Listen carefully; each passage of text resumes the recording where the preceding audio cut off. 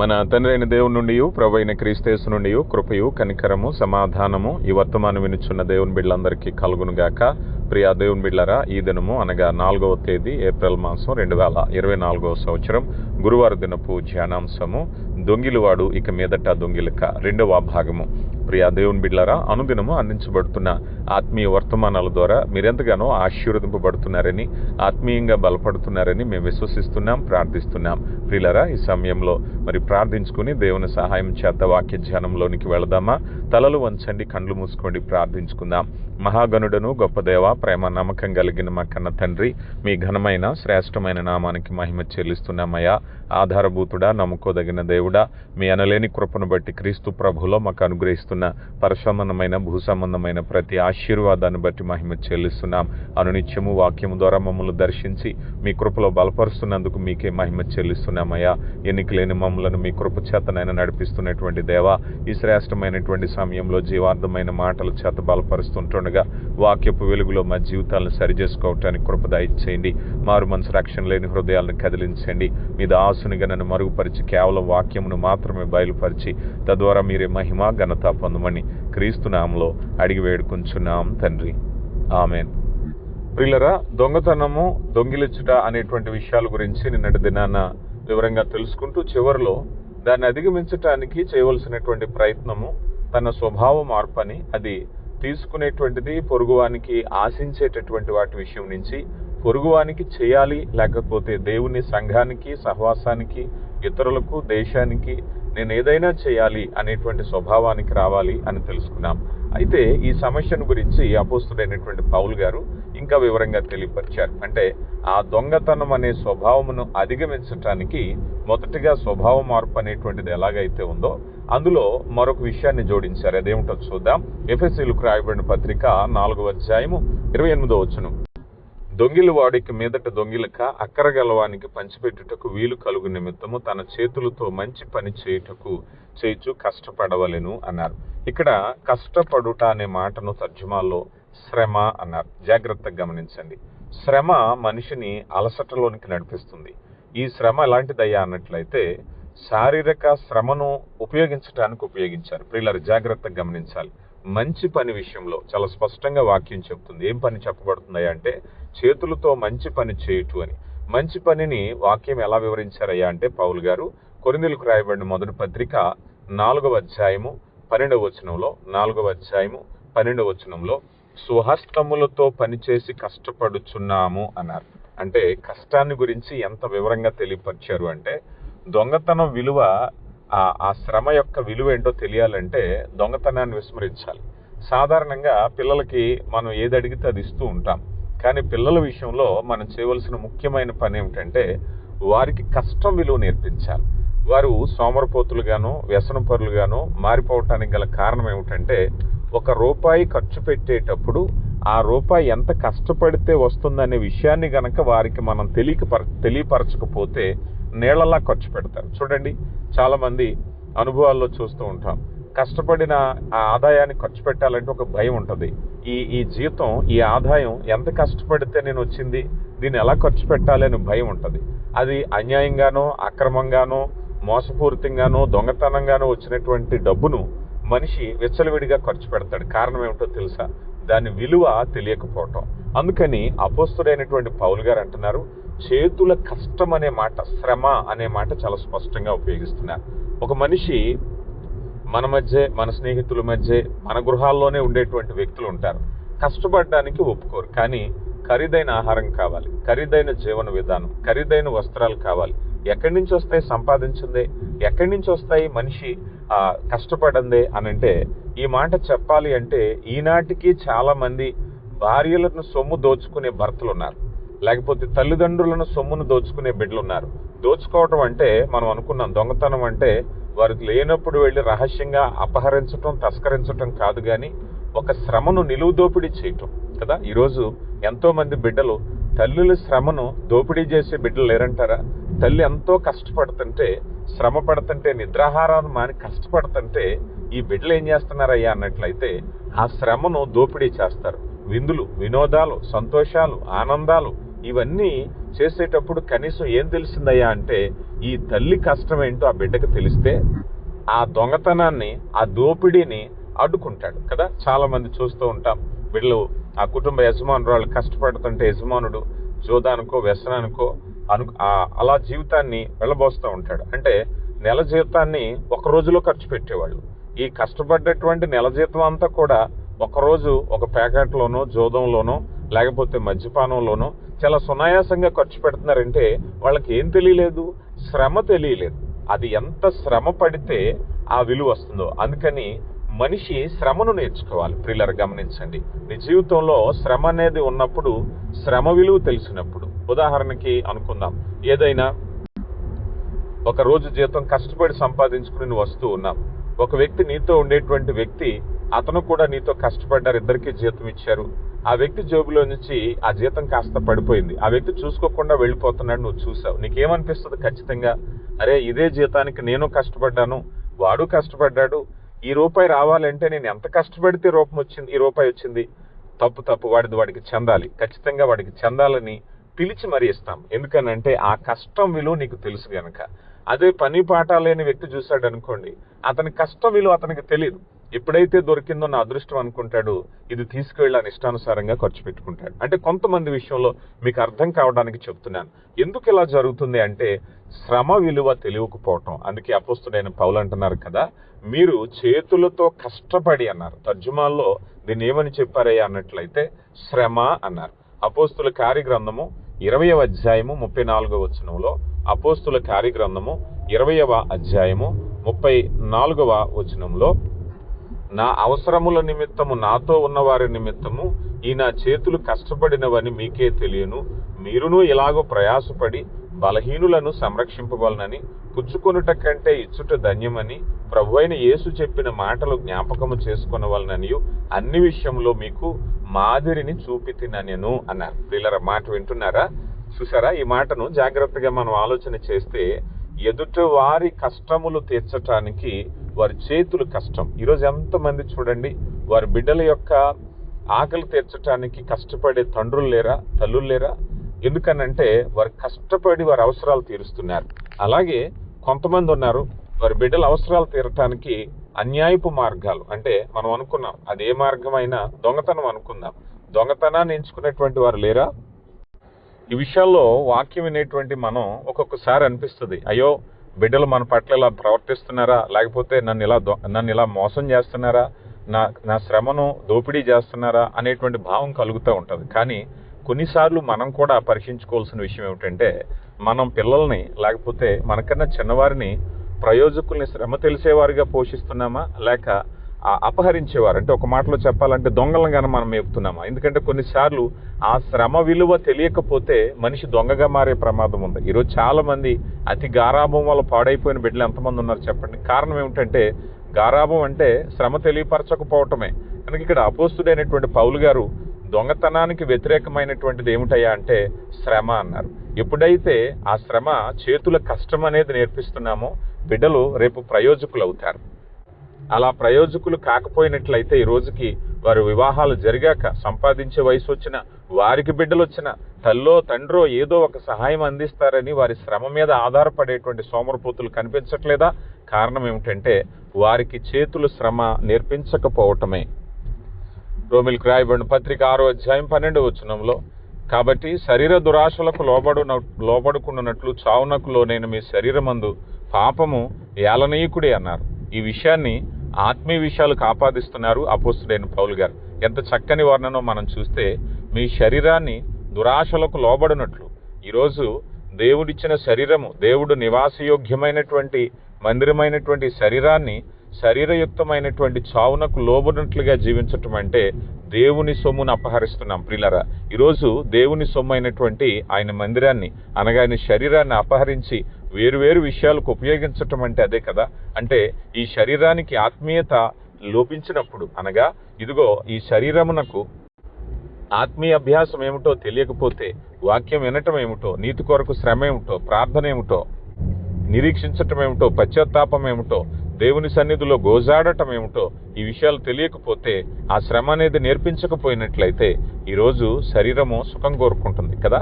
ప్రభువారు గెత్సెమనే తోటలో శిష్యులతో అన్న మాట గుర్తొస్తుంది కదా. ఆత్మ సిద్ధమే కానీ శరీరము బలహీనము, శరీరము సోమర్తనమైంది.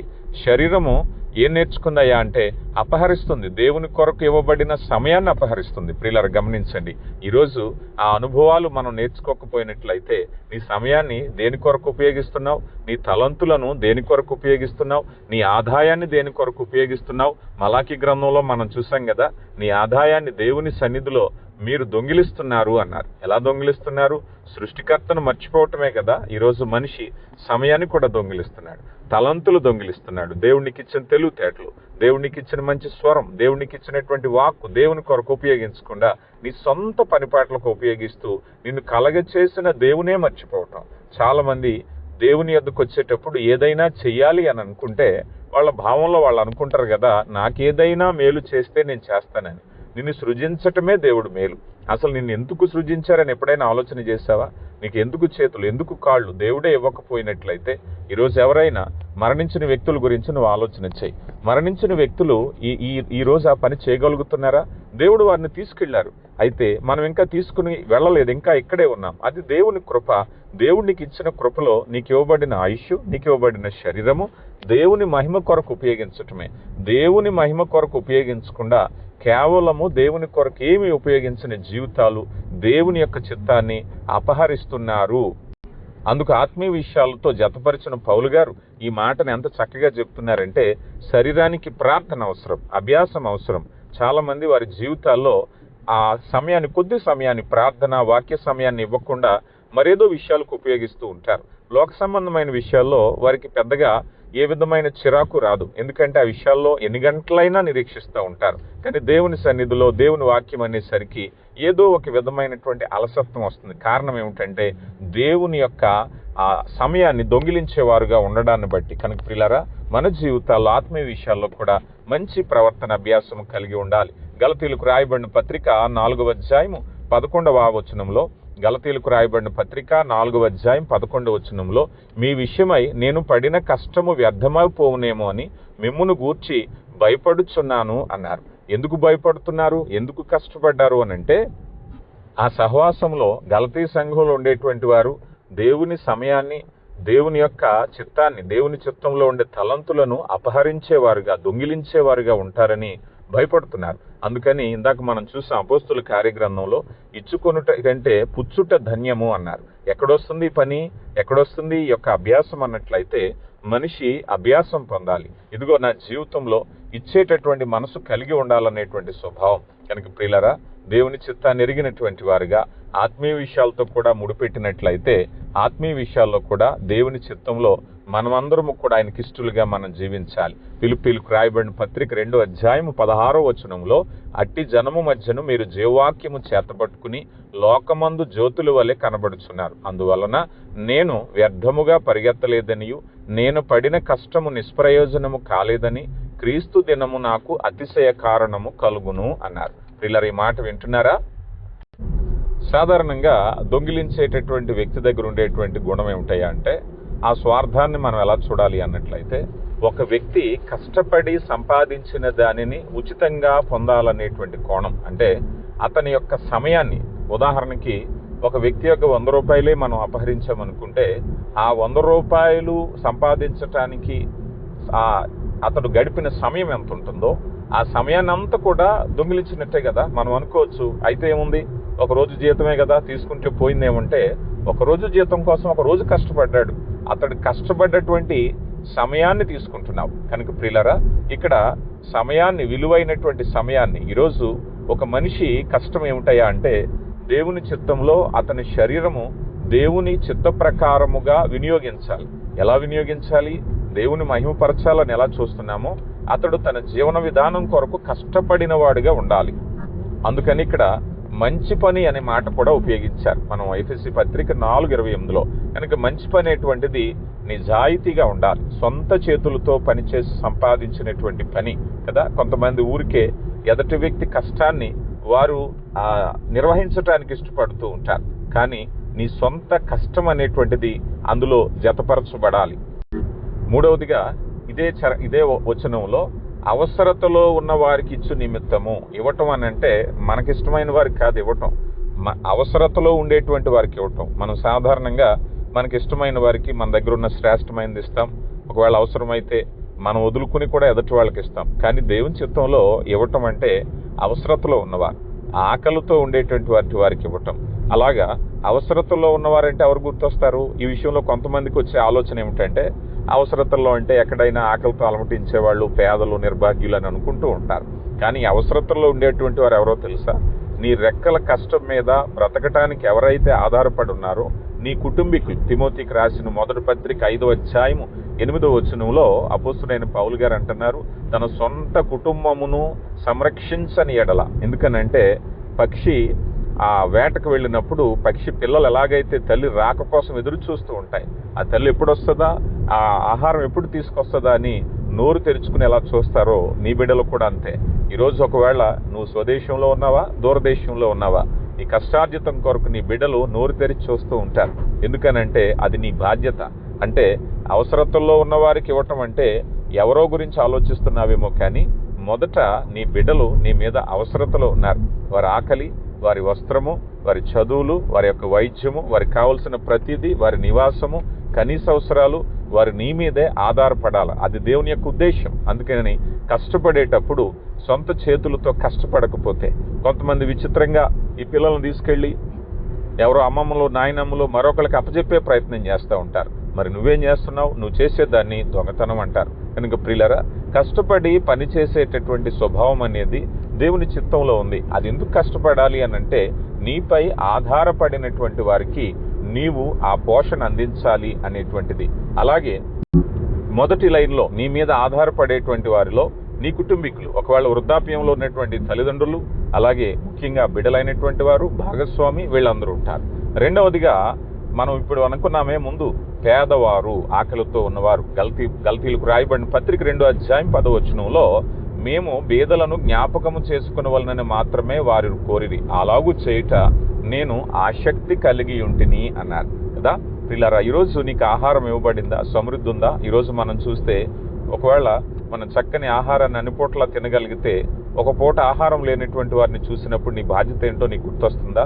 సాధారణంగా చాలా మంది అటువైపు చూడటానికి కూడా ఇష్టపడరు, కానీ అది దేవుని బాధ్యత. ఒకవేళ వారి ఆహారాన్ని దేవుని దగ్గర ఉంచారేమో కదా. మనం కొన్నిసార్లు అనుకుంటాం, వాళ్ళకి నాకు సంబంధం ఏమిటి, వాళ్ళు ఏమన్నా నాకు బంధువులా, వాళ్ళ కష్టంలో ఉంటే నేను ఎందుకు ఆదరించాలి, నా బాధ్యత, ఎవరైనా అడగగలరా, నాకు సంబంధం లేని విషయం, 100 కారణాలు చెప్పొచ్చేమో. కానీ ఒకవేళ ఎక్కడైతే ఈ సమతౌల్యత సరిగా లేదో, అంటే నీ తోటివాడు ఆకలితో ఉండగా నువ్వు ఆహారం కలిగి ఉన్నావంటే, ఆహారము అవసరత కంటే ఎక్కువ కలిగి ఉన్నావంటే, ఈ భూమి మీద ఆహారాన్ని దేవుడు అంతా ఒక చోట ఎక్కడా పెట్టలేదు. ఆహారాన్ని ఒక చోట ఎక్కువ పెట్టారు, ఒక చోట తక్కువ పెట్టారు కదా. మనం ఆదికాండంలో యేసేపు గారు కాలంలో మనం చూస్తే 7 సంవత్సరాలు సమృద్ధి, 7 సంవత్సరాలు కరువు చూసాం. అలాగే ఆహారం అనేది సమృద్ధిగా ఒక చోట పెట్టినప్పుడు అప్పుడు ఏం జరిగింది? ఆ రోజుల్లో అనేక దేశాలు ఐగుప్తు దేశం నుంచి ఆహారం తీసుకెళ్లి వారు పోషింపబడ్డారు. అలాగే ఈరోజు మనం కూడా ఆహారం అనేది దేవుడు ఒక చోట పెట్టకుండా, దేవుడు ఒక చోట ఎక్కువ ఒక చోట తక్కువ పెట్టడమే కాకుండా వారి మధ్య ప్రేమ అనేది ప్రదర్శింపబడాలని తెలియపరిచారు.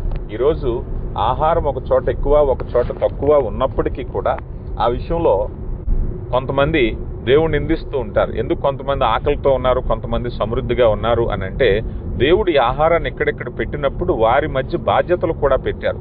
మనిషి స్వార్థంతో ఆహారం ఒక చోట వెళ్ళలేకపోతుందేమో, కానీ పోషించే దేవుడు భూమి మీద అవసరాలకు సరిపడే ఆహారాన్ని ఎప్పుడూ పెట్టారు కదా. ఒక దేశంలో కరువు ఉంటుంది, ఒక ప్రాంతంలో కరువు ఉంటుంది, ఒక చోట సమృద్ధి ఉంటుంది. ఎన్నో దేశాల్లో మనం చూస్తూ ఉంటాం. ఆఫ్రికా వంటి దేశాల్లో ఆహారపు కరువు కదా, కొన్ని దేశాల్లో ఆహారపు కరువు ఉంది. కొన్ని దేశాల్లో మనం చూస్తే ఆహారం ఎక్కువై వారు ఈ మిగిలిన ఆహారాన్ని పాడవేసేటటువంటి స్థితి, అంటే ఎక్కువైనటువంటి స్థితిని మనం చూస్తున్నాం. అంటే ఇక్కడ ఏం జరుగుతుందయ్యా అన్నట్లయితే, దేవుని ప్రేమ అనేటువంటిది ఉపయోగించకపోవటం వల్ల ఎక్కువ తక్కువలు అలాగే ఉండిపోయినాయి. కానీ ఒక వ్యక్తి ఎప్పుడైతే ఆకలితో ఉన్న వ్యక్తిని చూసినప్పుడు, ఆ వ్యక్తి ఆకలితో ఉన్నాడు, నాకు అవసరాల కంటే ఎక్కువగా ఉందంటే అతని ఆహారం నా దగ్గర ఉంది, ఇప్పుడు దేవుని ప్రేమను ఉపయోగించి సమానం చేయాలి, అతని ఆకలి తీర్చాలనేటువంటి గుణం మనిషిలో కలగాలి. కనుక ప్రియులరా, అందుకని రెండవదిగా పేదవారి విషయంలో మనము దొంగిలించకూడదు. ఒకవేళ గనక ఎవరైనా గనక మన సమృద్ధిని బట్టి ఎదటివారు ఆకలితో మలమల్లాడుతున్న అటువైపు చూడకుండా ఉన్నట్లయితే మనం దేవుని చిత్తంలో దొంగతనం చేసేవారిగా ఉన్నాం. ఇక తరువాత మనం చూసినట్లయితే విశ్వాస గృహము అనగా మన సహవాసం. గల్తీలకు రాయబడిన పత్రిక 6వ అధ్యాయం 10వ వచనంలో, కాబట్టి మనము సమయము దొరికిన కొలది అందరి ఎడలను విశేషముగా విశ్వాస గృహమునకు చేరిన వారి ఎడల మేలు చేయదము అన్నారు. ప్రియులారా, ఇక్కడ మనం చూస్తే విశ్వాస గృహమునకు చేరిన వారి ఎడల అన్నారు. అనగా సంఘపు అవసరాలు, సంఘపు విశ్వాసులు, తోటి సహోదరుల ఎడల కూడా అవసరతల్లో మనం పాలు పంపులు పొందాలి, మేలు చేయాలి కదా. మన సంఘంలో, మన సహవాసంలో ఎవరైనా అక్కర్లో ఉన్నప్పుడు చాలా మంది ఈ విషయాన్ని ఎలా చూస్తారంటే, సంఘంలో ఎవరైనా సహవాసంలో కష్టంలోనూ ఆకలితోనూ ఉంటే ఏ పాపం చేశారో, వాళ్ళకి ఇలా కష్టం వచ్చింది, నష్టం వచ్చింది, ఏవేవో చెప్తూ ఉంటారు. కానీ నీ బాధ్యత నువ్వు మర్చిపోతూ ఉంటావు. ఎదుటి వ్యక్తి ఆకలితో ఉన్నప్పుడు నువ్వు తీర్పు తీర్చేది కాదు, ఆకలి తీర్చాలి. ఆఖరికి శత్రువు అయినా సరే ఆకలితో ఉంటే అన్నం పెట్టమని దేవుడు చెప్పారు కనుక ఈరోజు ఎవరైనా కష్టాన్ని బట్టి ఎవరైనా తీర్పు తీరుస్తుంటే దేవుని చిత్తాన్ని మర్చిపోతున్నారనే విషయాన్ని గమనించాలి. కనుక ప్రియులారా, దేవుని యొక్క చిత్తంలో మనం అందరం ఒకసారి ఆలోచన చేస్తే